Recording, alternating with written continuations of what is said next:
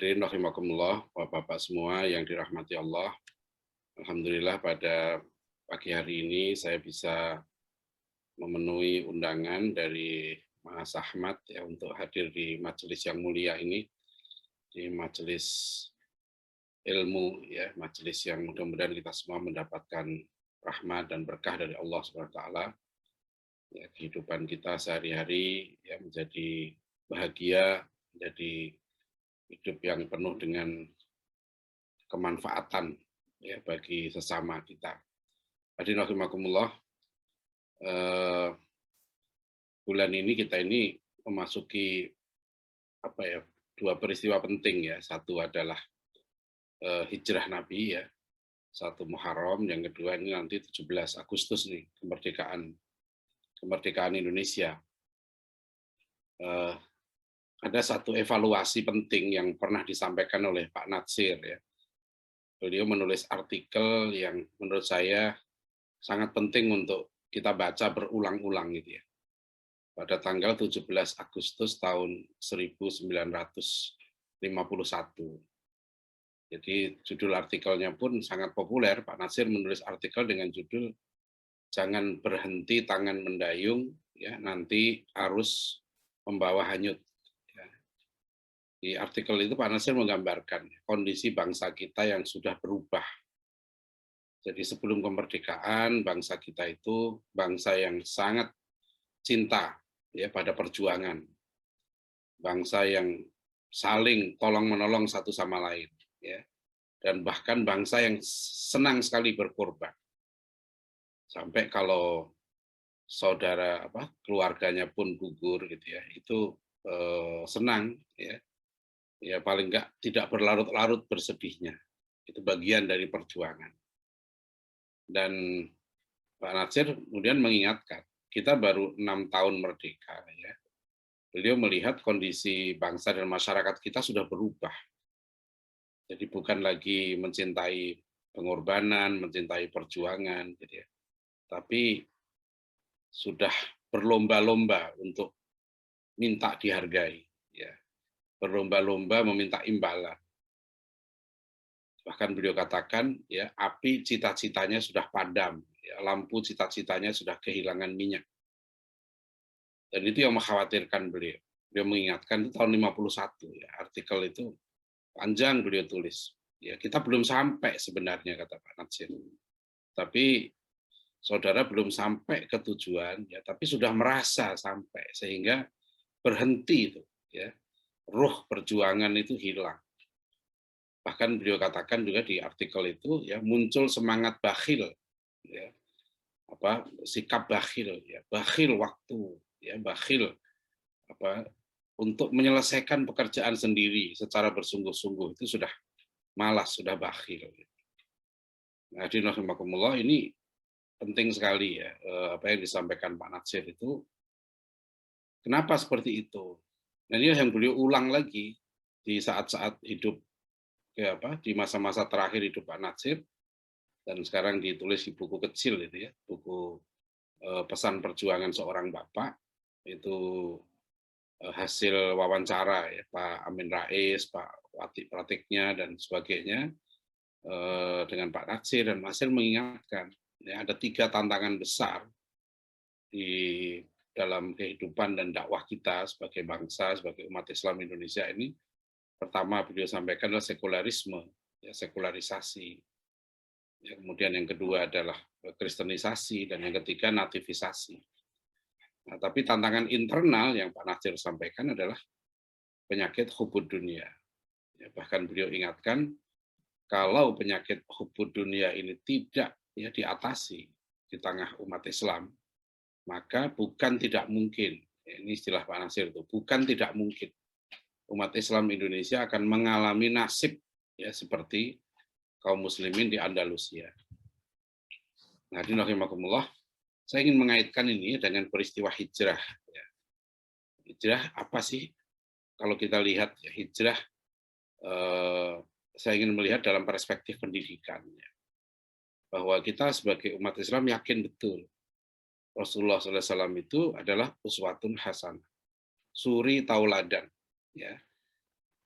Laqad kana lakum fi Rasulillahi uswatun hasanah.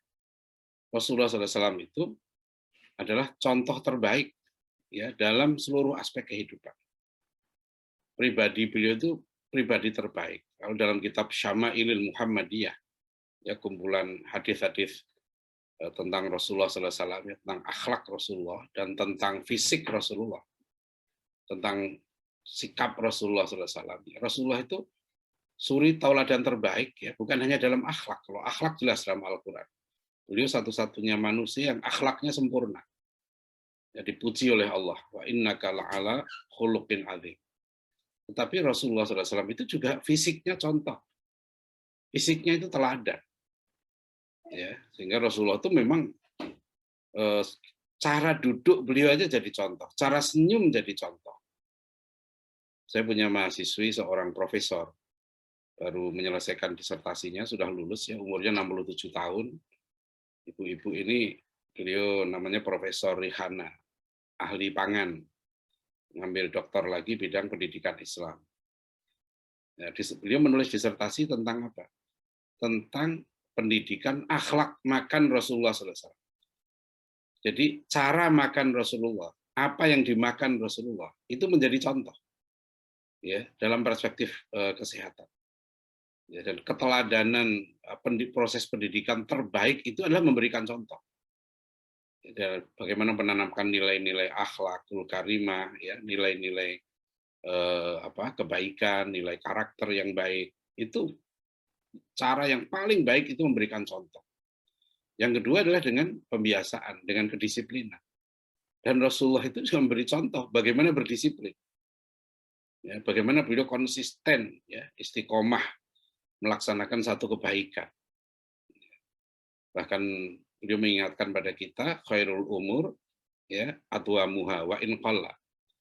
Sebaik-baik perkara itu adalah yang konsisten, istiqomah. Walaupun sedikit. Jadi ini luar biasa pengajian kita sudah ke 50 tadi ya. Itu bagus nih contoh itu ya. Nggak masalah yang 10 orang, 20 orang. Saya ingin melihat nanti dalam perspektif pendidikan. Bagaimana hijrah di rahimahumullah itu menarik kalau kita dalam perspektif pendidikan. Karena model pendidikan terbaik itu pendidikan Nabi. Rasulullah telah mencontohkan bagaimana mendidik yang baik. Ya. Model pendidikan terbaik. Beliau kan guru terbaik. Rasulullah bersabda, khairun nas qarni, ya, tsummal ladzina yalunahum, tsummal ladzina yalunahum. Ya, jadi generasi terbaik itu generasiku. Ya. Generasi sahabat itu khairun nas, sebaik-baiknya manusia. Apa yang membedakan kita dengan sahabat Nabi? Secara fisik kita sama. Ya, kita ini satu spesies yang sama dengan sahabat Rasulullah SAW. Ya, sel-sel darah kita sama dengan mereka. Ya, kemudian ya, tulang belulangnya sama, ya, struktur anatomi tulang kita sama dan sebagainya sama secara fisik. Otaknya sama. Tapi kenapa mereka disebut khairun nas? Dan itu bukan klaim kosong. Sahabat Nabi itu kekuatannya seperti yang digambarkan dalam Al-Quran surat Al-Anfal. Ya ayyuhan nabi harridil mu'minina alal qital iyyakum minkum isruna sabiruna yaghlibu mi'atain. Wahai Nabi, siapkan orang mukmin itu untuk berperang. Jadi ini ayat pendidikan sebenarnya. Ya, pendidikan bangsa, pendidikan negara, bahwa Rasul itu menyiapkan yang disebut dengan sahabat. Ya, beliau nanti menyebut murid-muridnya sebagai sahabat. Karena nanti konsep pendidikan yang paling ideal, model pendidikan ya, metode pendidikan yang paling ideal itu suhbah. Ya, menjadikan murid itu sebagai teman. Ya, suhbah. Ini nanti yang melahirkan banyak tokoh. Saya ingin mengulas dulu bagaimana Rasulullah SAW menjadi teladan.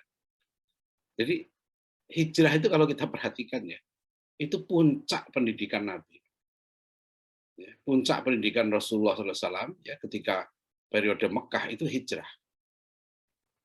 Ya, jadi Rasulullah itu mendidik para sahabatnya dengan kualitas, ya mereka itu 10 kali lipatnya. ya, orang apa namanya, orang kafir. Iyyakum minkum isruna sabiruna yaghlibu mi'atain. Ya. Wa iyyakum minkum mi'ah yaghlibu alfan minal ladzina kafaru fa innahum qaumun la yafqahun. Jadi wahai Nabi, siapkan orang mukmin untuk berperang. Jika kamu ada 20 orang mukmin yang sabar, nah, syaratnya itu sabiruna yaghlibu mi'atain, maka akan mengalahkan 200 orang. Ya. Kalau kamu ada 100 orang mukmin yang sabar, maka kamu akan mengalahkan 1000 orang. Jadi ini terbukti. Ya, di ayat berikutnya, karena ada kelemahan-kelemahan, Allah memberikan keringanan. Ya. Minimal 1:2.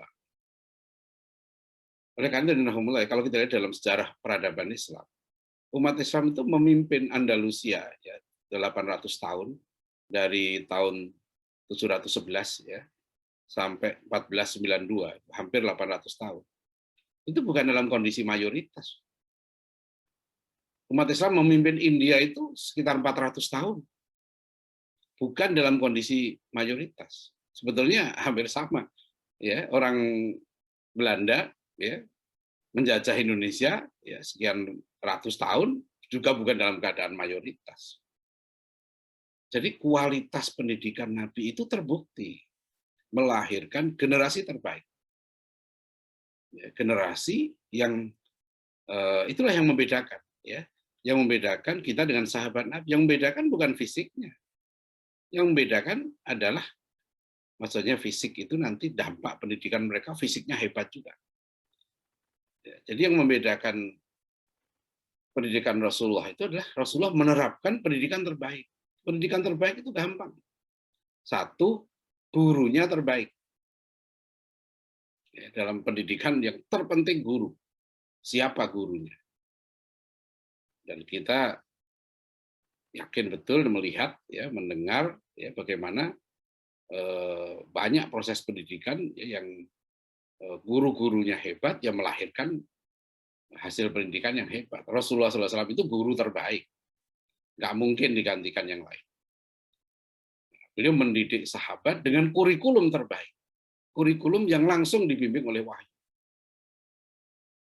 Karena apa yang disampaikan Rasulullah itu adalah wahyu. Wa ma yantiqu anil hawa in huwa illa wahyun yuha. Di masa Rasulullah SAW nggak ada sekolah. Di masa Rasulullah SAW nggak ada kampus seperti yang kita kenal sekarang. Tapi kenapa pendidikannya terbaik? Ya, kenapa melahirkan generasi terbaik? Menurut pendapat saya ya, Rasulullah SAW itu menerapkan satu proses pendidikan gitu ya, yang menjadikan kehidupan sehari-hari itu sebagai university, sebagai kampus kehidupan. Ya, bahasa kerennya UK lah. Ya. Pendidikan Rasulullah itu UK, ya, Universitas Kehidupan, UK itu. Ya. Jadi dari bangun tidur sampai tidur lagi itu proses pendidikan. Bagaimana Rasulullah menerapkan disiplin, ya, bangun tidur itu begini, ya, baca doa, masuk kamar mandi begini, keluar kamar mandi begini, makan caranya begini, bercermin begini. Dan proses pendidikan itu yang nanti dikenal, ya, dirumuskan oleh Umar bin Khattab radhiyallahu anhu dengan 2 kata saja, ta'addabu, tsumma ta'allam.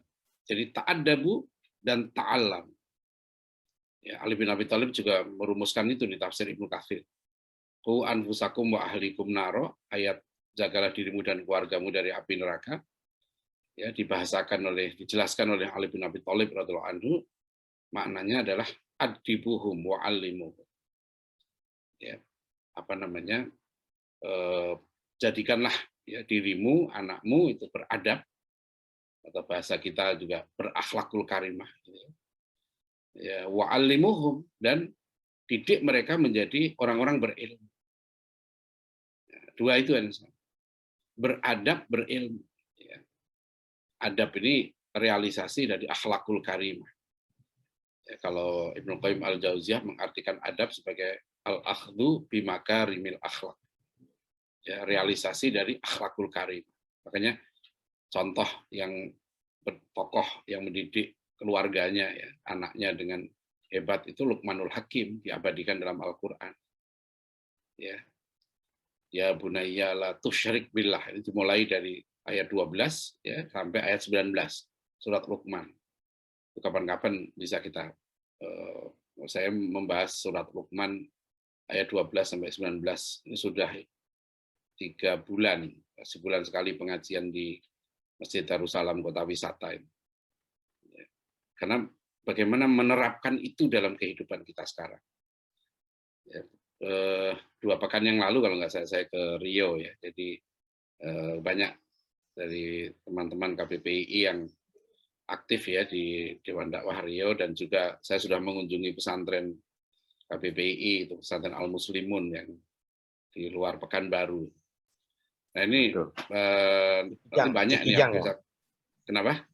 Kijang. Iya, yang itu ya di kemarin juga santri-santrinya hadir waktu di Kampar itu ya.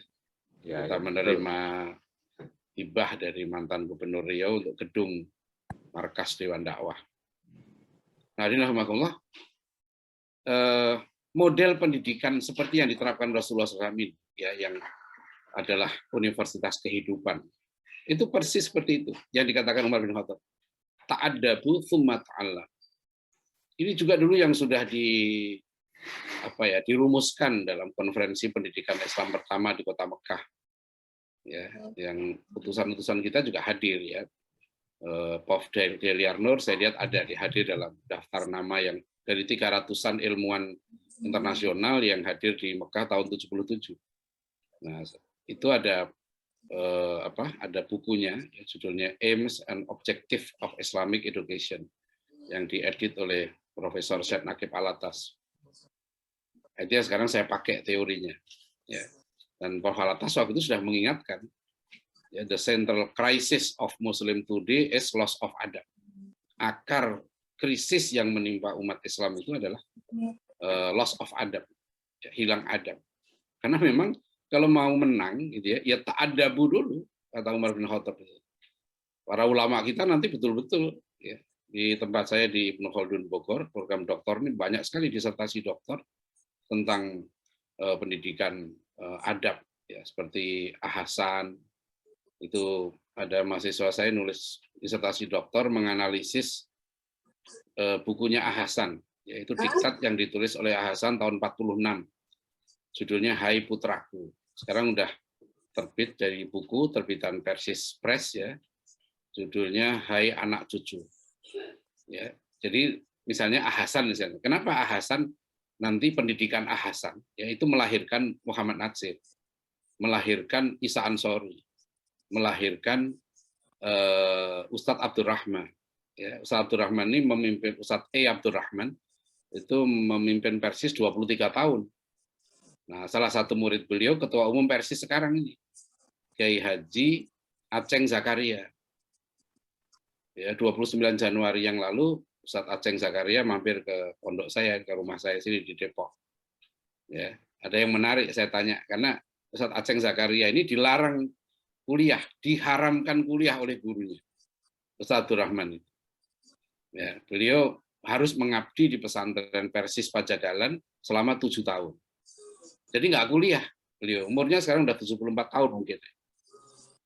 Dan uniknya Ustadz Abdurrahman ini, di samping beliau memimpin Persis, memimpin pesantren, ya, pesantren Rancabangu itu di Garut, ya, beliau juga sudah menulis 103 judul buku, ya, 103 judul buku yang 33 judul ditulis dalam bahasa Arab. Itu langka sekali. Ulama seperti beliau ini, ya, nggak kuliah, bahkan oleh gurunya diharamkan kuliah. Nanti mirip dengan Pak Natsir. Mengapa Pak Natsir menjadi tokoh besar? Ada buku yang saya tulis pendidikan Muhammad Natsir. Ya, Pak Natsir itu nggak mau kuliah. Dikasih beasiswa waktu itu ke Sekolah Tinggi Hukum, Recht Hogeschool, atau yang di mana? Di Amsterdam ya, di Rotterdam. Kuliah ekonomi, Pak Natsir enggak. Pak Natsir memilih berguru langsung dengan Ahasan, dengan Haji Agus Salim, dan dengan Syekh Ahmad Surkati. Kalau kita lihat 3 guru Pak Natsir ini itu dahsyat sekali. Syekh Surkati itu ulama besar di Mekah. Ya. Dan ada tulisan Mr. Muhammad Rum di buku yang terbitan LPTKIS tentang pendidikan di rumah Ki Haji Agus Salim. Rumah Haji Agus Salim itu kan rutin. Yang ngaji sama Haji Agus Salim waktu itu adalah Kasman Singodimedjo, Mr. Muhammad Rum, ya, Yusuf Ibisono, dan Muhammad Natsir. Nah, itu menarik sekali. Bagaimana ya aktivis-aktivis Jong Islami Tenbon ini, ya, kemudian tampil menjadi tokoh-tokoh besar. Ya, cara Haji Agus Salim mendidik. Dan yang mengagumkan, Haji Agus Salim itu menanamkan rasa percaya diri itu luar biasa. Beliau adalah waktu itu ya diakui sampai R.A. Kartini itu kan mendengar nama Salim. Ya. Haji Agus Salim itu kan lahir 1884. Pak Nasir lahir 1908. Ya, jadi memang beliau disebut sebagai grand old man, orang tua yang bijak, orang tua yang hebat. Ya, itu pengaruh Haji Agus Salim itu besar sekali, karena Cokro Aminoto nanti juga terpengaruh, Bung Karno. Kita di Panitia 9 itu umur Haji Agus Salim paling tua, beliau 61 tahun. Soekarno waktu itu masih 39 tahun, tahun 45. Jadi kalau kita perhatikan Haji Agus Salim ini, cara mendidiknya itu, ya kata Pak Rum, yang membuat mereka kagum ya murid-muridnya ini, Haji Agus Salim itu mendidik dengan wawasan yang sangat luas, mengajar dalam bahasa Belanda, dan beliau nggak mau menyekolahkan anaknya ke sekolah-sekolah Belanda. Padahal beliau adalah lulusan sekolah Belanda yang terhebat waktu itu, sampai tadi saya bilang Kartini pun kagum kan. Kartini itu karena nggak bisa sekolah ke Belanda, dia mengusulkan ke Abendanon jatah beasiswanya yang 500 gulden. Itu diberikan kepada Agus Salim. Ya. Jadi dia sudah dengar Salim itu orang hebat waktu itu, gitu ya. Itu sudah dengar Kartini. Ya, dia mengusulkan supaya Salim itu diberi kesempatan untuk sekolah ke Belanda dengan jatah beasiswanya Kartini. Alhamdulillah, model pendidikannya yang puncaknya itu adalah hijrah di Mekah setelah digembleng tauhidnya para sahabat Nabi, ya, digembleng akhlaknya, adabnya, ya. Keberaniannya dan sebagainya gitu ya. Dan yang luar biasa juga kecintaan terhadap ilmu. Jadi antara adab dan ilmu itu menyatu dalam diri para sahabat.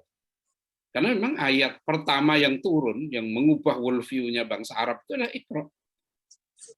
Ya, bukan hanya Iqra membaca, tapi Iqra bismi rabbikal ladzi khalaq. Jadi cara membaca yang dilakukan oleh bangsa Arab sebelumnya membaca, banyak cendekiawan Arab juga waktu itu, Amr bin As itu udah pinter-pinter, ya. Yahudi waktu itu sudah terkenal bangsa yang pintar, orang-orang yang pintar, bahkan kaum Nasrani, ya, pamannya Rasulullah SAW dari Hadijah itu Warokoh, ya, itu orang pinter, cendekiawan itu, ya. Tapi yang membedakan Iqra itu adalah Iqra bismi rabbikal ladzi khalaq. Jadi membaca yang tidak sekuler, begitu ya.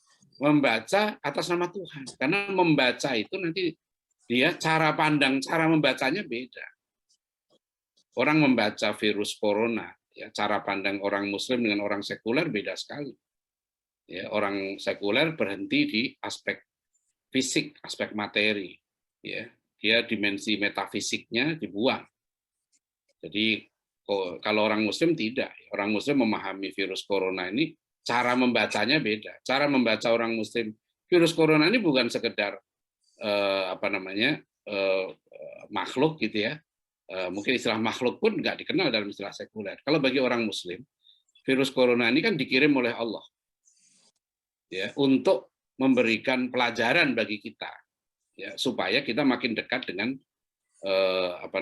dengan Allah. Ya, taqarrub ilallah. Tujuannya di situ. Jadi kalau udah dikasih virus corona, dikasih gempa bumi, dikasih macam-macam, nggak tambah dekat dengan Allah, ya makin durhaka.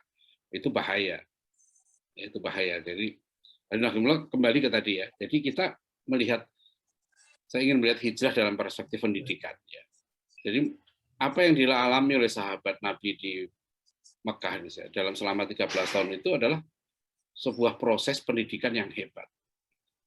Model pendidikan yang ta'adabu tsumma ta'allamu ini nanti yang juga diterapkan oleh para ulama kita, ya, para tokoh kita di negeri kita ini, yang nanti melahirkan generasi 45. Ya, inilah yang melahirkan, kalau kita lihat mengapa lahir Ki Haji Ahmad Dahlan, ya, mengapa lahir Ki Haji Hasyim Asy'ari, ya, mengapa lahir tadi, ya kan, Hamka, Muhammad Natsir, itu model pendidikannya sama. Kalau hadirin ingat misalnya, bagaimana Buya Hamka, ya, karena kecewa dengan ayahnya yang cerai dengan ibunya, gitu ya. Hamka kemudian dia sudah 7 tahun di Tawalib Padang Panjang, tapi Hamka tidak puas dengan apa ya, dia tidak menghayati pelajaran agama yang didapatnya itu. Kemudian Hamka ini pergi ke Mekah belajar. Waktu itu 19 tahun umurnya Hamka. Nah, baru 7 bulan di Mekah, sama Haji Agus Salim disuruh pulang. Ya, saya bayangkan, kan selisih umur Hamka itu kan lahirnya sama dengan Pak Nasir tahun 1908. Ya, sedangkan Haji Agus Salim 1884. Jadi sudah 24 tahun selisihnya. Satu generasi. Nah, nasihat Haji Agus Salim ke Hamka itu yang Hamka sangat berterima kasih apa? Hamka disuruh cepat pulang, baru 7 bulan. Padahal Hamka inginnya puluhan tahun misalnya. Ya, kata Haji Agus Salim begini, kamu kalau di Mekah ini berlama-lama, ya, 20 tahun kamu di Mekah ini, maka pulang kamu akan menjadi tukang baca doa. Jadi lebih, ya. Jadi apa, labe, ya, jadi bukan lebih, labe, istilahnya Haji Agus Salim, ya. Nah benar, ya, Hamka menuruti kata-kata Haji Agus Salim itu. Beliau pulang, kemudian beliau pergi ke Jogja, berguru dengan Cokro Aminoto, ya, berguru dengan Ki Bagus Hadikusumo, ya, Suryo Pranoto, ya. Nanti yang sangat berpengaruh dalam pribadi Hamka adalah tinggal di rumah kakaknya, kakak iparnya, ya, Buya Sultan Mansur. Nah, kita kenal Buya Sultan Mansur ini seorang mujahid, ya, seorang ulama mujahid, dan nilai-nilai itulah yang nanti tertanam, ya. Meskipun di Pekalongan Buya Hamka cuma 6 bulan, tapi seorang Hamka, ya, seorang yang sangat cerdas, yang mampu mengambil hikmah dari setiap pelajaran yang diambil. Buya Hamka itu sebentar sekali dengan Cokro Aminoto, itu sangat sebentar, ya, di Jogja itu. Nah, kalau kita lihat misalnya rumusnya itu begini, ya, rumusnya. Tokoh-tokoh kita ini, kenapa kemudian termasuk sahabat Nabi, mereka itu menyatukan antara aktivisme dengan intelektualisme. Ini nanti kalau kita mau mendidik anak, ya, dua ini harus dipadukan. Jadi sebetulnya yang dinasihatkan, saya analisis ya, yang dinasihatkan Haji Agus Salim kepada Hamka itu adalah Hamka itu harus pulang, gitu, karena kamu jadi ulama itu di rumah, di Indonesia. Kenapa begitu? Karena ulama itu adalah orang yang mengenal betul, ya, jiwa masyarakat. Ya. Dalam surat Taubah, ya, harisun alaikum bil mu'minina raufur rahim, ya. Rasulullah SAW itu orang yang sangat sayang pada umat. Jadi ulama yang warathatul anbiya ini, ya, harus orang yang mengenal betul jiwa masyarakat, problem masyarakat.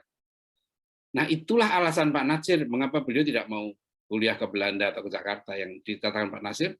Pak Natsir ingin langsung terlibat menyelesaikan problematika umat. Nah, ini hadirin rahimakumullah, ya. Jadi tokoh-tokoh kita itu, ya, dididik dalam universitas kehidupan. Saya ingin mengambil satu contoh lagi. Misalnya Cokro Soekarno. Kalau kita baca 12 surat Soekarno yang dimuat di buku buku Soekarno itu di bawah bendera revolusi, itu ada 12 surat Bung Karno kepada Ahasan, gurunya Pak Nasir. Nah, itu kita bisa memahami hebatnya Ahasan itu. Soekarno waktu itu kan umurnya 30-an tahun. ya 35-an gitu ya. Dibuang di Flores di ND. Itu kelihatan sekali Soekarno itu orang yang memang haus buku.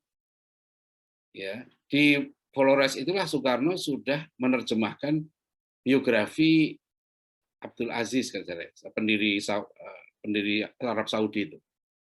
Ya, dan minta Hasan mencarikan penerbitnya. Sampai hal yang sekecil-kecilnya, beliau minta dikirimi Sahih Bukhari ya, yang terjemah bahasa Inggris. Ya. Nah, kalau Bapak Ibu hadirin rahimahullah ingat ya, waktu tahun 62 Bung Karno pidato di Muktamar Muhammadiyah. Ya, ditulis oleh Solihin Salam itu pidatonya itu. Kan Bung Karno bilang begini di waktu Muktamar Muhammadiyah. Umur 15 tahun ya. Saya mulai mengenal ya Kiai Ahmad Dahlan. Ya, beliau waktu itu Bung Karno sudah tinggal di rumah Cokro Aminoto, memang dititipkan oleh ayahnya ya Raden Sukemi. Jadi ayahnya ini mengenalkan Bung Karno kepada Cokro Aminoto.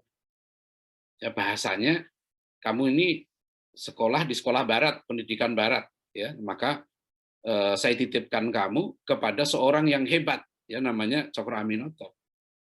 Ya. Cokro Aminoto ini sekarang itu kalau kita telusuri lagi sama orang yang sudah hijrah.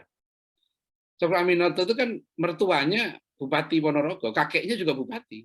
Beliau orang Ningrat.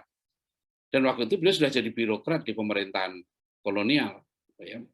Istilah sekarang itu zona nyaman. Ya. Cokro Aminoto itu sudah hidup dalam zona nyaman. Tapi karena jiwa ya perjuangannya tumbuh ya, akhirnya Cokro Aminoto itu berhenti, mundur keluar dari zona nyaman itu. Sampai istrinya itu disuruh cerai sama mertuanya. Karena Cokro Aminoto kemudian ngilang berapa bulan ya. Saya menduga kuat beliau mengaji di situ ya di pesantren Ponorogo itu. Ya, Cokro Aminoto itu mendalami agama, ya, kemudian beliau menjadi kuli pelabuhan kan di Semarang. Tapi istrinya hebat, disuruh minta cerai ke suaminya karena dia anak bupati ya, itu nggak mau istrinya. Nah, nanti disitulah Soekarno dititipkan di rumah Cokro Aminoto itu. Nah, jadi hadirin rahimakumullah, saya ingin menyampaikan Soekarno menjadi tokoh hebat itu bukan karena kuliah di ITB, ya. Yang kuliah di ITB banyak, tapi yang menjadi Soekarno satu. Muhammad Natsir menjadi tokoh hebat, dia malah nggak kuliah. Ya. Prawoto Mangkusasmito itu sarjana hukumnya nggak selesai. Ya, tapi menjadi pemikir hebat, menjadi pemimpin hebat, ya, meninggal di tengah-tengah petani, ya, Pak Prawoto itu. Nah ini jadi hijrah dan pendidikan. Tadi saya katakan bahwa hijrah itu puncak pendidikan. Jadi kalau pendidikan itu kan ujungnya ujian, ujian gitu. Nah hijrah itu puncaknya ujian. Periode Mekah itu kan hijrah. Sebelumnya umat Islam sudah diuji lagi, ya, mendapat ujian yang berat. Itu peristiwa Isra Mi'raj menjelang hijrah itu. Itu betul-betul Isra Mi'raj itu seleksi, ya, mana yang betul-betul mukmin, mana yang palsu. Itu di Isra Mi'raj itu. Karena mereka harus percaya, ya, Rasulullah SAW itu diperjalankan di waktu malam dari Mekah ke Yerusalem, ya, kemudian naik ke Sidratul Muntaha, ya. Dan disitulah kan Abu Jahal itu senang sekali, ya, mendengar peristiwa itu dan memprovokasi orang-orang mukmin supaya keluar dari Islam, gitu. Itu kan ujian. Jadi nanti yang hijrah kalau kita perhatikan tuh orang-orang pilihan yang hadir di Madinah, ya, nanti kita lihat jumlahnya hanya ratusan, ya, di perang Badar itu hanya 300-an jumlahnya. Itu orang-orang yang dahsyat, orang-orang yang sudah lulus ujian, ya, mungkin sekarang ini ujian profesor bukan hanya ujian doktor, ya, ujian kehidupan yang dahsyat sekali. Nah, mereka menjadi orang-orang yang hebat. Makanya kita lihat dalam tanding kan tiga yang waktu perang Badar itu Ali bin Abi Thalib menang, ya, yang satu draw kan, dua menang. Jadi orang Muslim, ya, lulus dari pendidikan Nabi, ya, masuk ke Madinah, mereka adalah khairun nas tadi, orang-orang terbaik. Nah, sekarang saya ingin menyimpulkan di refleksi pendidikan kita sekarang ini. Gitu. Ini yang amat sangat serius menurut saya. Karena anak-anak kita sekarang ya dididik dengan model pendidikan yang sudah dikritik oleh para tokoh kita, oleh Haji Agus Salim, oleh Muhammad Natsir, ya, oleh Ki Hajar Dewantoro. Ya. Silahkan dibaca pidato Ki Hajar Dewantoro tahun 1922 waktu mendirikan Taman Siswa. Ki Hajar Dewantoro itu sangat keras, Pak. Beliau non kooperatif, maka berkali-kali masuk penjara. Ya, istrinya kayaknya mengingatkan agar suaminya ini jangan ke politik terus, terjun ke pendidikan, ngikuti Kiai Dahlan, karena katanya Ki Hajar Dewantoro janji akan mengikuti jejaknya Kiai Dahlan. Kan Kiai Dahlan 1912 sudah mendirikan Muhammadiyah, 1918 Kiai Dahlan mendirikan Wek School, ya sekolah guru Muhammadiyah, ya kemudian 1922 Ki Hajar Dewantoro mendirikan Taman Siswa, beliau mendirikan taman. Ya, taman itu kenapa nggak mendirikan sekolah? Karena Ki Hajar dalam pidatonya mengkritik keras. Ya, beliau bilang sekolah model Barat. Bahkan beliau sebut tuh, sekolah model Barat yang didirikan oleh orang-orang kolonial ini ya hanya mendidik anak-anak kita secara fisik dan intelektual. Ya, tidak mendidik budi pekerti, nggak mendidik adab, nggak mendidik kesusilaan. Dan kata Ki Hajar, ya, pendidikan model Barat ini hanya akan memberikan ijazah yang memungkinkan anak-anak kita menjadi buruh. Itu istilah kata buruh itu dari Ki Hajar. Jadi Ki Hajar itu sudah bilang, model sekolah-sekolah Belanda ini itu hanya akan mendidik anak-anak kita, ya, itu menjadi buruh. Nah itulah kemudian beliau bikin pendidikan waktu karena Indonesia 1901 itu politik etis dimulai. Ya, jadi Belanda itu melestarikan jajahnya waktu melalui pendidikan, itu nasihat dari Snu Guru-Gurunya dan Abendanon. Ya, silahkan dibaca buku Dr. Yudi Latif itu, judulnya Pendidikan yang Berkebudayaan, itu bagus sekali. Dr. Yudi Latif menggambarkan ya bagaimana strategi pendidikan dan strategi kebudayaan penjajah waktu itu melestarikan jajahannya. Yang Pak Natsir mengutip buku Netherlands and the Islam dari Snu Guru-Gurunya. Dengan pendidikan dan pengajaran, dengan opvoeding dan onderwijs, kita bahasanya itu kita akan melepaskan umat Islam dari belenggu agamanya. Jadi proyek sekolahisasi ya waktu itu Belanda itu adalah apa? Supaya umat Islam jauh dari agamanya. Itu sebetulnya tujuannya. Itulah kan maka dilawan oleh tokoh-tokoh kita dengan pendidikan. Ya, 1899 ya berdiri Pesantren Tebu Ireng. 1905 berdiri Mambaul Ulum. Nanti Kiai Dahlan, Kiai Imam Zarkasi itu pernah menjadi guru di Mambaul Ulum. Pakubuwono ke-10 yang mendirikan ya di Solo. 1905 di Jakarta berdiri Jamiat Khair, masih ada sekarang sisanya di Tanah Abang. Jamiat Khair. Itu dulu madrasah aliyah yang hebat. Kualitasnya internasional. 1913 di Jakarta juga berdiri madrasah internasional ya namanya Al-Irsyad. Ya, itu 1913. 1910 yang pernah saya kunjungi ya di Parabek, Padang Panjang. Nah, 1923 berdiri Diniyah Putri, 1910 juga berdiri Tawalib Padang Panjang. 1912 Muhammadiyah, 1923 berdiri Persis, 1926 berdiri Gontor. 1910 itu juga berdiri pesantrennya Kiai As'ad di Situbondo. Banyak sekali. Jadi nanti tokoh-tokoh kita hebatnya itu ya melawan penjajahan yang tadi di cita-cita pendidikan penjajah itu ingin menjauhkan umat Islam dari agamanya dengan pendidikan juga, tapi pendidikan yang melahirkan para pejuang. Nah, ruh inilah menurut saya gitu ya, tradisi aktivisme dan intelektualisme yang dipadukan ya menjadi satu model pendidikan yang ideal. Nah, ini menurut saya yang harus kita hidupkan. Ya, kalau enggak kita kehabisan generasi. Banyak sekali sekarang santri-santri itu anak saya juga dari pernah lulus nomor 2 sebelum berangkat ke Al-Azhar ya. Itu lulus pesantren Gontor, saya tanya, kamu mau ngapain gitu ya. Anak-anak santri kalau lulus jawabannya mau kuliah. Banyak anak-anak tidak sadar bahwa ketika mereka kuliah, mereka sudah disetting ya, bahwa mereka akan disetting menjadi buruh. Ya. Bukan kuliah nanti nggak penting, tapi kalau dia mengikuti ya arus ini dan dia tidak diimbangi dengan aktivisme, ya.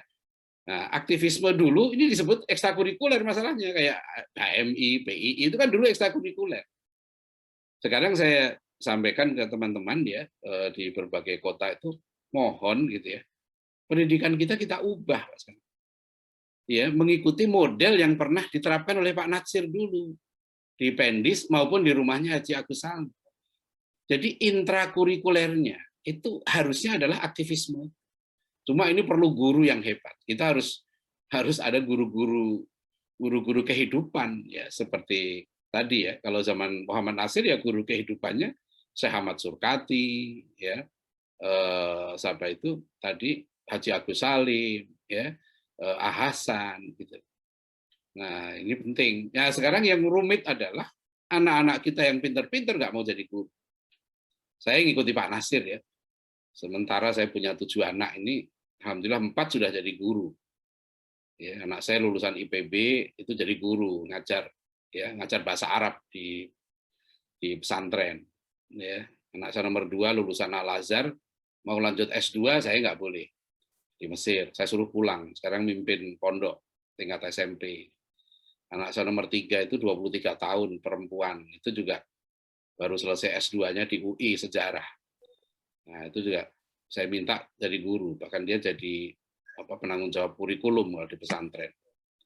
Anak saya nomor 4 baru selesai kuliah desain. Saya bujuk jadi ini juga, jadi supaya terlibat juga dalam pendidikan. Anak saya nomor 5 sudah nulis 3 buku umur 19 tahun. Itu saya minta kuliahnya bukan ke UI, bukan ke mana, kamu kuliahnya di STID Muhammad Natsir. Saya bilang ini kampus dakwah. Ya. Alhamdulillah alumni pesantren saya 10 ya, itu angkatan pertama, 8 kuliah di STID Muhammad Natsir. Saya bilang ke mereka, kamu menjadi dai itu yang paling utama. Ya, jadi saya ingin menerapkan bahwa pendidikannya harus melahirkan pejuang. Ya. Dan yang kedua ilmuwan. Mereka harus dididik betul bagaimana mencintai ilmu, mencintai perjuangan.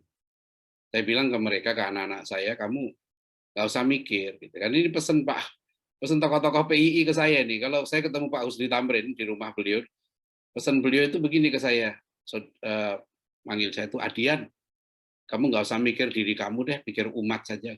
Nanti kamu ada yang mikir. Itu kata-kata Pak Husni Tamrin yang saya ingat betul, ya. Pak Hartono Marjono itu setiap saya ke rumahnya ya, saya ingat selalu ayat yang diulang-ulang oleh beliau ke saya, ya intang sulha yang surkum, mayutabit agama. Jika kamu menolong agama Allah, pasti Allah nolong kamu. Itu yang tokoh-tokoh dulu ya, yang alhamdulillah, apalagi Pak Hussein Umar ya, tahun 2007 sebelum beliau wafat itu kan pagi-pagi ada artikel saya silahkan tentang meninggalnya Pak Hussein Umar. Saya ngobrol panjang dengan beliau di rumahnya. Setelah saya pulang, beliau masuk rumah sakit langsung meninggal. Ya, besok subuhnya meninggal. Saya tanya anaknya Emil itu, kemarin kan ngobrol dengan saya lama, Bang Hussein ini. Iya, setelah dengan Pak Adian itu, Bapak langsung sakit. Ya, beliau itu waktu itu kan sudah habis operasi jantung di Kuala Lumpur. Dan sebelum berpisah itu Pak Hussein Umar meminta saya membaca lagi buku pidato Pak Natsir di Konstituante, ya 12 November tahun 57. Itu pidato yang sangat luar biasa, pidato Pak Natsir, betul. Dan Pak Hussein Umar itu berkali-kali mengingatkan saya, sampai sebelum beliau meninggal itu saya dikasih bukunya. Nih baca, gitu. Ya, itu betul-betul ya. Karena tantangan sekularisme yang kita hadapi, motivasinya orang saling dunia, ya. Nah ini yang bahaya. Jadi generasi ke depan, kalau pendidikan kita tidak melahirkan para pejuang, habis. Ya, jadi ini yang menurut saya ya karena PII dulu itu identik dengan pejuang, ya. Tapi juga harus diingat ya, tradisi literasinya sangat tinggi tadi. Antara aktivisme dengan intelektualisme itu dipadukan. Ya, saya kira itu saja nih, hijrah dan pendidikan. Jadi hijrah itu kalau kita lihat ya Rasulullah, hijrah itu kan orang yang berani, Pak. Dia puncak ujian dari pendidikan itu ya hijrah. Dia harus meninggalkan keluarganya, meninggalkan zona nyamannya, ya. Di negeri yang baru, nanti mereka harus berperang dengan saudaranya sendiri. Rasulullah harus berperang dengan pamannya sendiri. Sahabat-sahabat Nabi itu berperang dengan saudaranya, dengan tetangganya, dan sebagainya. Itu berat sekali. Ya, jadi kalau sudah sampai ke hijrah ini bukan ujiannya di atas kertas. Ya. Ini mohon saya sampaikan, ya, apa namanya? Saya baru meluncurkan buku saya ini. Beginilah pendidikan nasional yang ideal. Ini luar biasa. Saya apa namanya? Ada 200-an lebih artikel yang saya tulis tentang pendidikan, saya kumpulkan di situ, dan itu model yang saya coba sudah terapkan, ya. Bagaimana melahirkan generasi yang gemilang, generasi yang unggul, ya, generasi yang tadi, ya, yang bahasanya mungkin mujahid intelektual. Tokoh-tokoh kita ini lahir di zaman penjajahan, Pak. Pemimpinnya kafir, ya, ekonomi di tangan mereka, militer di tangan mereka, coba, ya kan? Tapi kenapa misalnya madrasah-madrasah di Jakarta aja, ya, itu seperti madrasah Guru Mughni, madrasah Guru Mansur, madrasah Guru Marzuki di Klender, itu melahirkan murid-murid yang hebat, melahirkan ustadz-ustadz yang hebat. Yang nanti ustadz-ustadz inilah yang menjaga akidah umat. Jadi penjajah itu dia menguasai politik, menguasai ekonomi. Sama seperti di zaman apa itu Mu'tazilah, ya. Kan ulama-ulama banyak di penjara, Imam Ahmad bin Hambal di penjara, kan dipaksa menjadi Mu'tazilah. Ya. Jadi politik itu sangat penting. Makanya ulama menyebut antara ad-din wa daulah itu seperti dua sisi mata uang. Tapi ada pilihan-pilihan, ya, ketika politik itu tidak di tangan umat atau politiknya hancur. Seperti di awal perang salib, ya, di masa Abbasiyah, itu kan ada khalifah. Syariat Islam berlaku 100%. Umat Islam pendidikannya paling maju waktu itu, paling unggul ekonominya dunia. Tapi kenapa pasukan Eropa, pasukan salib itu bisa menjajah Yerusalem selama 88 tahun? Ya, itu karena problem utamanya tadi itu.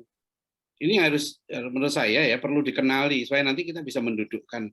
Sebab ada banyak yang berpikir begini, kalau kita berhasil memegang kekuasaan, ya, kita akan bisa mengubah semuanya. Belum tentu. Apalagi dalam sistem demokrasi. Dalam sistem demokrasi itu kekuasaan terbagi-bagi, sangat terbatas. Jadi jangan berpikir bahwa kita bisa mengubah bangsa kita dengan menjadi presiden. Ya, saya tidak mengatakan sekali lagi menjadi presiden tidak penting, ya, salah. Ya, tapi jangan berpikir kalau kita berhasil mengangkat gubernur terus bisa melakukan perubahan. Enggak. Pendidikan tetap dia berjalan dengan dunianya sendiri. Ya, karena pendidikan itu nggak bisa dikontrol sepenuhnya oleh penguasa. Pesantren Ki Hasyim Asy'ari itu 2 kali dibakar. Ya, makanya ijazahnya Ki Hasyim Asy'ari itu waktu Tebu Ireng itu awalnya ada kata-kata santri ini tidak terlibat sebarang kegiatan politik. Cokro Aminoto waktu pidato 1916 di Bandung tetap memuji Ratu Juliana, Ratu Belanda. Ini juga minta izin Belanda. Muhammadiyah sekolah-sekolahnya diizinkan, bahkan guru Muhammadiyah dapat subsidi dari pemerintah kolonial waktu itu. Jadi tokoh-tokoh kita dulu hebat sekali di tengah sistem, ya, dan Belanda sangat ketat, disiplin dalam menerapkan hukumnya. Tapi tokoh-tokoh kita cerdik sekali, ya, mengikuti apa namanya, waktu itu ada seperti Haji Ahmad di Padang Panjang kan bikin HIS, sekolah SD Belanda itu, ya. Tapi dibilang Wilder School, itu kan sekolah liar. Dulu kalau sekolah ada akreditasi juga zaman itu. Dan dulu orang-orang kita pun sama, Pak. Kalau sekolah itu diakreditasi bagus oleh Belanda, seperti sekolah gurunya Van Lith di Muntilan, ya, itu yang diserbu juga oleh orang-orang Muslim. Dulu orang kita, ya, meskipun dijajah Belanda, mereka mimpinya masuk ke sekolah Belanda. Ya, jadi ini kaitannya begini. Kalau kita mau menjalankan konsep pendidikan, bukan sekolahnya yang penting. Guru nggak bisa digantikan. Apalagi sekarang era disrupsi. Ya, yang namanya on the whiz, ya, pengajaran itu sekarang bisa diganti internet.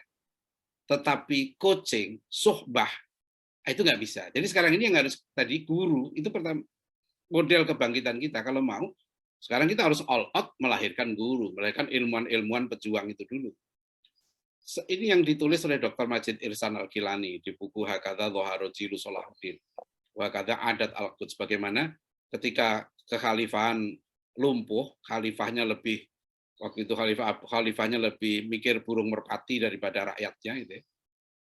Sikap hedonis merajalela, maka para ulama kemudian menggunakan strategi namanya al-insihab wal audah.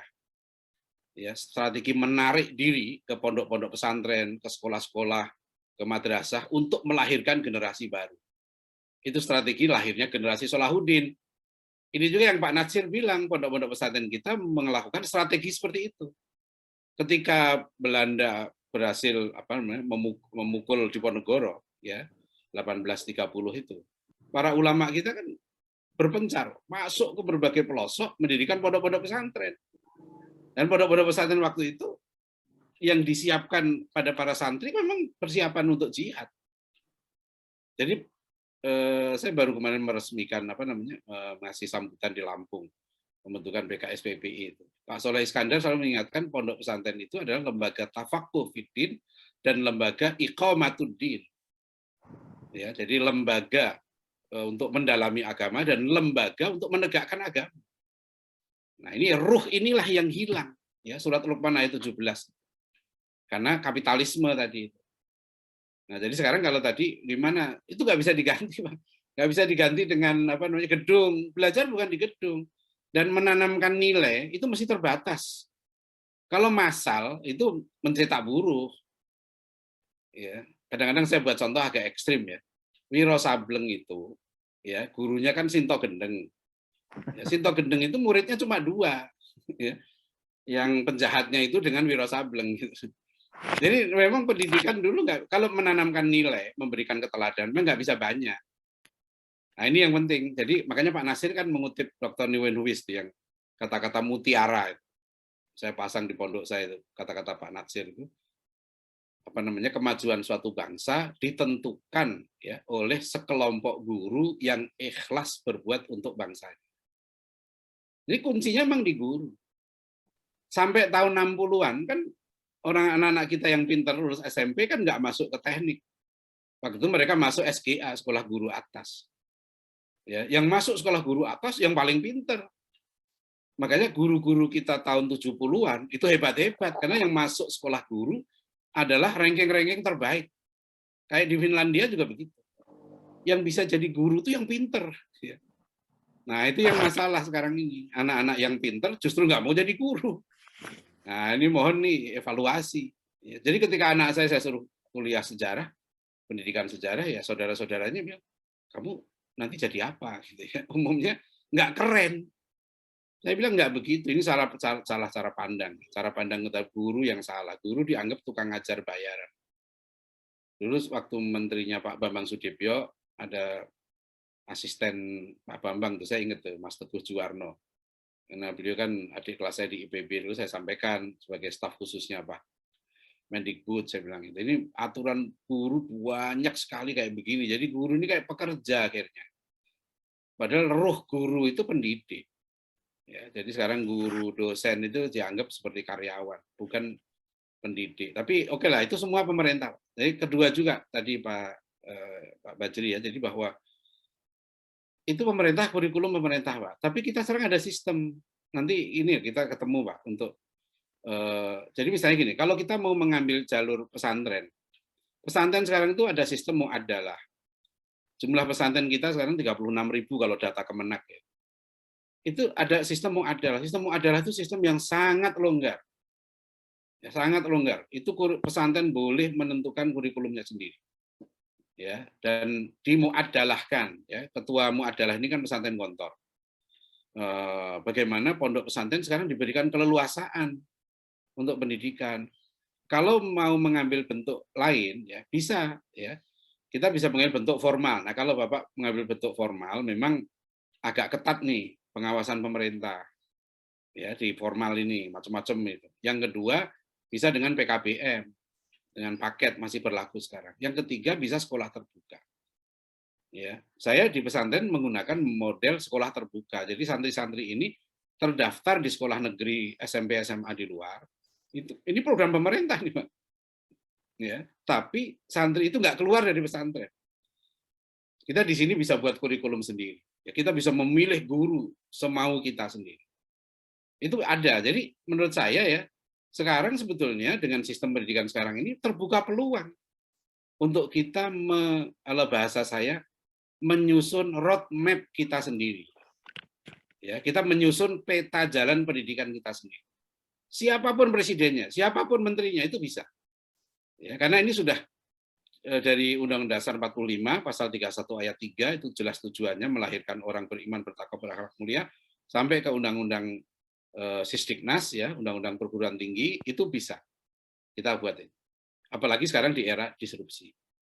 Ya, sangat mudah kita mengalami. Nah, sekarang makanya tergantung kita, Pak Wajib. Nanti insya Allah apa namanya? Kalau roadmap pemerintah itu Pak yang keluar sekarang ini sampai 2035 pemerintah punya peta jalan pendidikan nasional. Itu tujuannya untuk melahirkan karyawan yang bisa duit banyak karena tahun 2030 ditargetkan income per kapita kita 11.228 US dollar per tahun.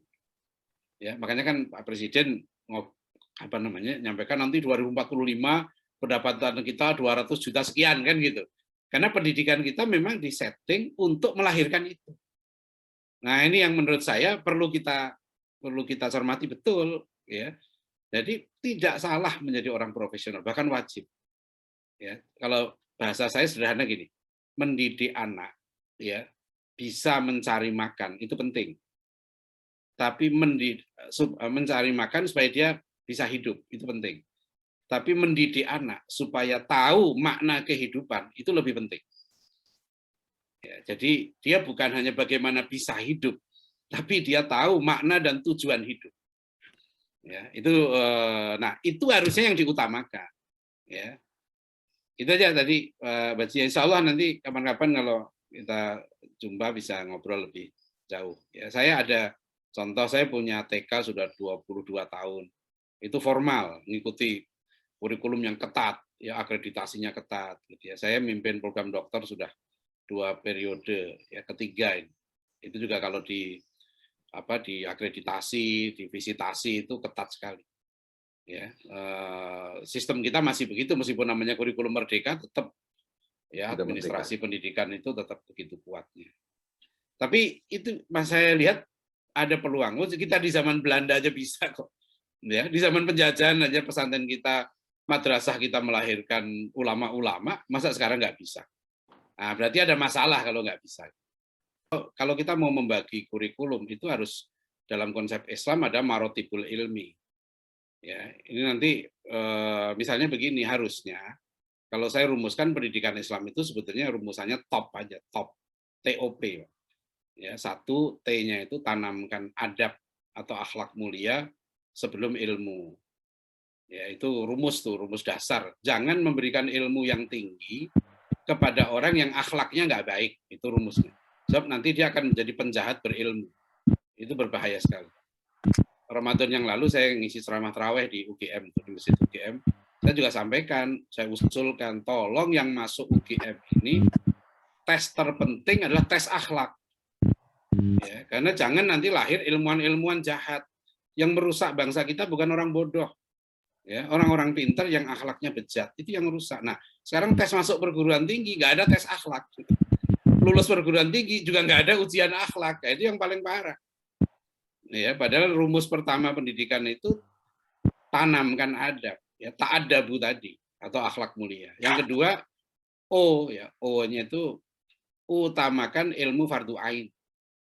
Ya, jadi pendidikan kita wajibnya. Nah, ini mohon ibu-ibu kalau ketemu Pak Anies, saya udah WA, udah orang saya mohon wali kota saya di Depok juga udah saya WA begitu terpilih kedua kali. Mohon terapkan konsep ilmu. Sebab nanti kasihan pemimpin kita kalau di akhirat ditanya Allah. Ya, saya usul buatlah kebijakan anak lulus SD itu harus ada ujian sholat dan ujian ngaji. Sebab Rasulullah perintahkan 10 tahun itu sudah harus sholat. Kalau sudah harus sholat berarti sudah harus toharohnya benar, wudhunya benar, ngajinya benar, sholatnya benar. Itu harus, itu wajib, itu pemimpin dia buat kebijakan. Ya, bikin stadion internasional bagus lah gitu. Tapi kasihan nanti kalau Pak Anies ditanya di akhirat, ya, gimana tuh, kenapa anak SD kok lulus SD nggak bisa ngaji? Itu nggak benar. Ya, saya punya SD, saya non formal. Saya beri nama pesantren, pesantren adab dan ilmu. Ya, dan ternyata di tanah 300 meter sekarang banyak orang-orang yang paham, ya, ingin anaknya itu berakhlak. Padahal sekolah nama SD saya itu pesantren adab dan ilmu. Ya, itu di tanah 300 meter itu sekarang ada murid 123 orang. Jadi ada orang-orang kota ya yang sudah sadar pendidikan itu enak sekarang. Mereka yang paling penting pengen anaknya jadi orang baik, orang berakhlak. Nah, itu ada modelnya, ada metodenya. Jadi yang kedua, utamakan ilmu fardu ain. Karena ini yang wajib ya setiap muslim. Yang ketiga baru P-nya, pilih ilmu fardu kifayah yang tepat. Rumusnya itu. Ya, jadi fardu kifayah ilmu yang wajib difahami. Nah, saya berkali-kali ngisi kuliah di UGM itu ya, ceramah di masjid UGM. Biasanya kalau ngobrol dengan anak UGM begitu, mereka juga nanya, kan sekarang banyak sekali pesantren mahasiswa di sekitar UGM itu ya. Di beberapa dosen UGM juga ngelola pondok pesantren. Jadi insya Allah Bu, nanti mudah-mudahan kalau sempat di Jogja ya, saya bisa mampir. Kita ini kuncinya satu Bu, kalau mau pesantren kita berhasil, ya di situ harus ada mentornya tadi itu. Yeah. Jadi gini Pak, banyak sekali ya teman-teman yang mendirikan pesantren sekolah itu tidak invest di guru. Itu keliru itu. Jadi kalau kita mau mendirikan lembaga pendidikan, yang pertama kita siapkan itu gurunya dulu. Gitu ya. Jadi kita harus invest di situ. Jadi kadang-kadang datang ke saya, Ustadz sudah siap bangunannya, tanahnya 50 hektar. Ya, saya tanya, gurunya sudah belum? Kiainya sudah ada? Belum. Lah gimana? Oh, itu yang paling penting malah nggak disiapkan. Ya, dan mendidik guru. Nah, itu harus juga dengan metode yang benar untuk melahirkan guru tadi. Karena guru dilahirkan oleh guru. Ya, saya merasa gitu ya, saya kuliah dulu di IPB, tapi guru saya Pak Hardi Arifin. Saya tingkat 1 udah ke rumah Pak Hardi Arifin. Ya kan, di Tajur jam 10 malam datang ke Pak Soleh Iskandar, Kiai Didin Abidudin. Jadi saya dari dulu yang ngaji sama tokoh-tokoh hebat. Ya. Nah, sekarang kalau tadi pesantren mahasiswa itu di samping pengajaran rutin, dia tahfidz dan sebagainya, yang membangun jiwanya itu, yang mengisi ruhnya itu harus ada. Dan kita harus berani berkorban untuk itu. Jadi kalau ada modal, ada dana, ya, tolong disisihkan benar nih untuk pendidikan guru ini. Ya, ada teknisnya nanti bagaimana supaya misalnya ya, kalau dia pesantren perempuan, ya siapkan guru perempuan. Nah, misalnya dia dari tingkat 1 ya dididik, dilatih. Itu satu. Yang kedua, yang saya perhatikan ini nasihat Pak Nasir, Pak Soleh Iskandar, dan tokoh-tokoh kita dulu adalah pelajaran atau sejarah. Ya, betul. Sejarah itu sangat penting. Ya. Saya terapkan ini ya di pondok saya misalnya untuk level SMP SMA 6 tahun. Ya. Santri itu mendapatkan sirah Nabi itu bisa 3 semester. Ya, selama 6 tahun itu. Hayatus Sahabat itu berapa semester? Sejarah pendidikan, sejarah perjuangan umat Islam Indonesia itu kalau nggak salah 2 semester. Ya, sejarah Wali Songo, khusus Wali Songo itu 1 semester. Ya, dan yang ngajar para doktor yang ahli di bidang. Ada sejarah politik Islam, mana SMA itu kita beri. Yang ngajar wartawan senior. Sejarah politik Islam Indonesia. Ada sejarah atau pemikiran Muhammad Natsir dan Hamka, itu 1 semester untuk anak SMA. Yang mengajar Pak Lukman Hakim, gitu ya. Yang Hamka yang mengajar yang kandidat doktor bidang pemikiran Hamka. Jadi kami nggak mau main-main. Untuk anak SMP SMA, mereka mendapat pelajaran sejarah itu luar biasa. Ya, ada pemikiran Ki Hasyim Asy'ari itu 1 semester yang mengajar seorang dokter lulusan Gontor. Memang beliau ahli tentang Ki Hasyim Asy'ari. Gitu. Jadi anak-anak itu jangan hanya kenal nama Muhammad Nasir, enggak, mereka harus kenal betul sampai kiprahnya. Nah ini yang saya perhatikan ya, banyak sekali pondok-pondok pesantren kita, sekolah-sekolah kita yang pelajaran sejarah disepelekan. Ya. Dan yang unik lagi nanti, nggak ada guru sejarah yang baik. Ya, itu yang salah. Nah, makanya saya bilang ke anak saya salah satu, kamu jadi guru sejarah. Ya, anak saya 23 tahun sudah selesai S2 sejarah. Ya, memang saya siapkan betul dari dulu, tugas kamu jihad di bidang sejarah. Itu Bu. Jadi nanti Bu pondok, nah, rumusnya begini Bu. Sekarang ini era disrupsi, kuliah banyak online. Jadi kalau dulu saya bilang pesantren mahasiswa itu ekstrakurikuler, sekarang balik. Yang ekstrakurikulernya itu UGM-nya. Ya, jadi di pondok itu justru itu kurikulum intinya, karena disitulah penanaman kepribadian. Jadi sekarang kan kampus besar ya, nggak mungkin membentuk kepribadian mahasiswa. Ya, di mana pendidikan yang terpenting? Justru di pesantren mahasiswa itu. Makanya yang menjadi guru di pesantren itu harus orang-orang hebat. Ya, harus kita pilih betul. Ya, apalagi menjadi mudirnya yang sehari-hari ya mulazamah yang membersamai mahasiswa tadi harus orang yang hebat. Nah, saya dari tahun 87 bayangkan. Dari tahun 87 saya sudah masuk pesantren Ulil Albab. Kiainya Pak Kiai Didin waktu itu yang meresmikan Pak Nasir. Sampai sekarang saya masih dengan Kiai Didin. Ya, jadi kami dengan guru itu bukan hanya melihat waktu ngajar. Saya kan kenal tokoh-tokoh kita ini sampai keluarganya, sampai anak-anaknya. Ya, sama dengan Pak Arum bilang, bagaimana mereka tidak kagum dengan Haji Agus Salim. Karena mereka melihat cara Haji Agus Salim mendidik anak. Anak-anak Haji Agus Salim itu nggak ada yang disekolahkan di sekolah Belanda. Karena menurut Haji Agus Salim, sekolah barat ini, Belanda ini, jalan berlumpur. Beliau nggak mau menerjunkan anaknya ke sana. Yang beliau khawatirkan apa? Salah satunya ya, anaknya akan bermental minder. Jadi Haji Agus Salim makanya mendidik anaknya sejak lahir sudah dengan bahasa Belanda, supaya mereka nggak minder terhadap orang Belanda.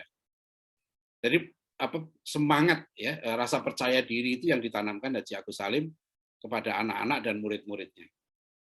Pendidikan kita ini melempatkan guru itu kalau pensiun atau sudah, kalau profesor misalnya dibatasi 70 tahun. Itu menurut saya sebetulnya keliru itu. Jadi padahal guru itu semakin tua itu semakin bagus. Karena orang itu bisa mendidik itu bukan karena dia punya ilmu tentang keguruan, tapi dia punya hikmah. Ya, makanya walaqad ataina Luqmanal hikmata.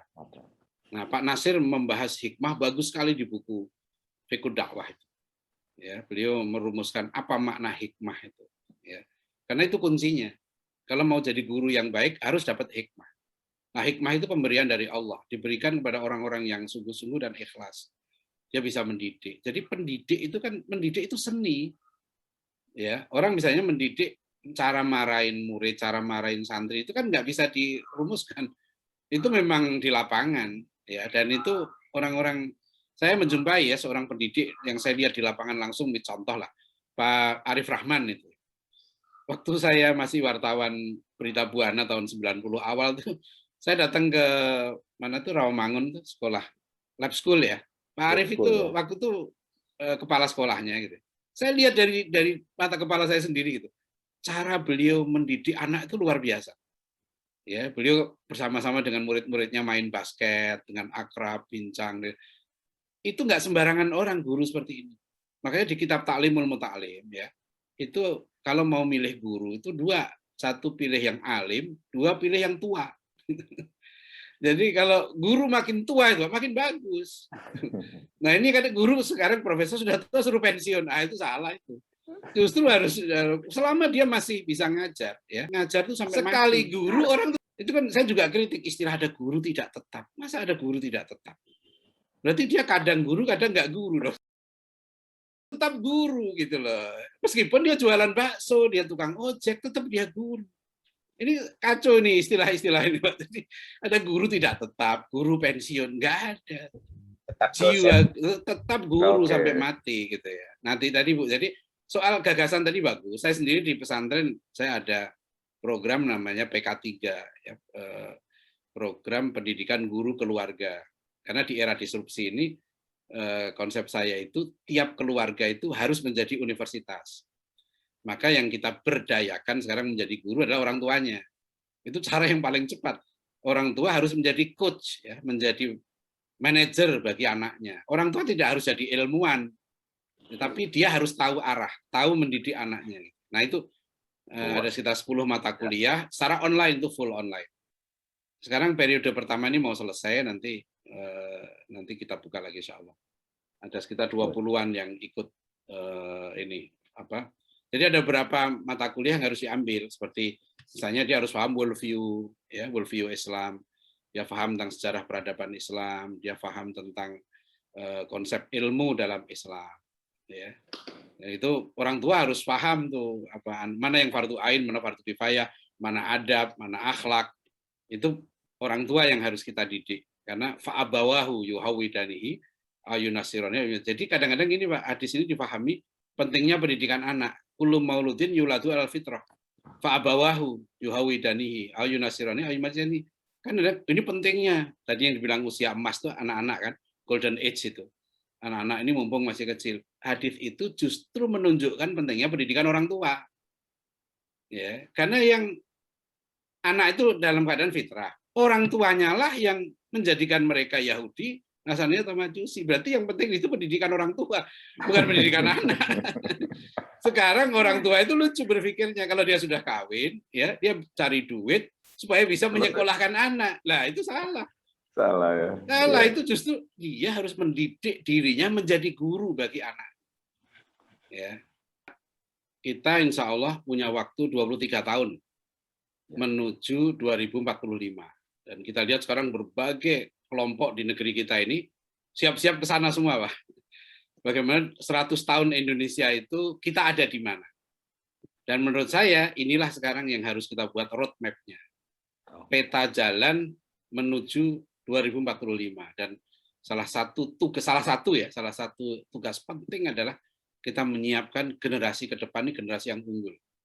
Apapun kita ngomong tentang masa depan, segala macam ekonomi politik, 20 tahun ke depan, siapa yang akan menjadi pemimpin di seluruh lini kita?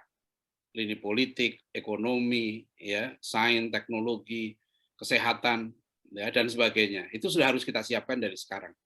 Pendidikan tidak instan. Ya, pendidikan, kalau bahasa Imam Asy-Syafi'i adalah lantanal ilma illa bisitatin. Kamu nggak akan dapat ilmu kecuali dengan 6 hal. 1, zakain, ya, kecerdasan. 2, wahirsin, ya, kesungguhan, tamak ilmu. Ya, ketiga, wastibarin dan sabar. Ya, keempat, wabulghotin, ya, biaya. Ya, pendidikan itu memerlukan biaya besar. Ya, kemudian yang kelima, wa irsadi ustadzin, bimbingan guru.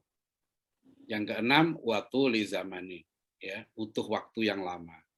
Saya kira terima kasih, ya, mudah-mudahan insya Allah kita bisa merumuskan masa depan kita, di samping kita juga tetap waspada dengan apa yang terjadi saat-saat ini.